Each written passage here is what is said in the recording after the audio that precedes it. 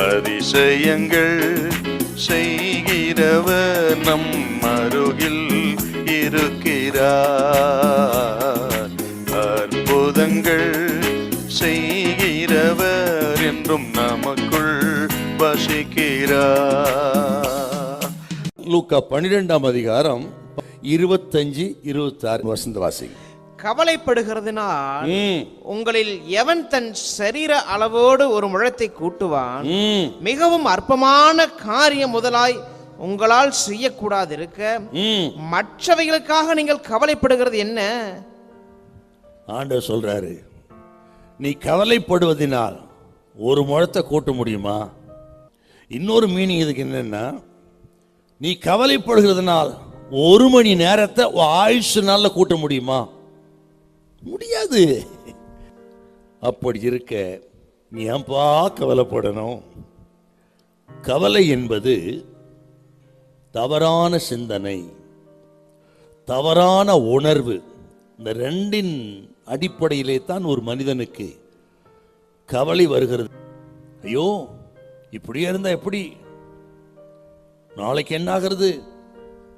அவன் நல்லா இருக்கிறான், இவன் நல்லா இருக்கிறான், நான் அத்தனை வருஷம் ஆச்சு, ஒன்னும் இல்லையே. தவறான உணர்வு. அடுத்தவர்களை பார்ப்பதினால் தான் ஒரு மனிதனுக்கு பெரும்பாலும் கவலை வருது. பரிசேயன் வந்து ஆண்டவரைய பார்த்துருந்தா பரிசுத்தமா போயிருப்பான். மகா பரிசுத்தம் உள்ள தெய்வத்தோடைய பரிசுத்தத்தை பார்க்கும்போது ஐயோ அப்படி இருக்கிறேன்னு சொல்லி ஒப்புரவாகி பரிசுத்தப்படுத்தி போயிருப்பான். ஆண்டவரை பார்க்கல, ஆயக்காரனை பார்த்தான். அந்த ஆயக்காரனை போல் நான் இராததினால் உம்மை ஸ்தோத்திரிக்கிறேன். இப்படியும் ஸ்தோத்திரம் பண்றாயா? போகும்போது அவன் நீதிமானா போனான், இவன் பாவியா போனான்.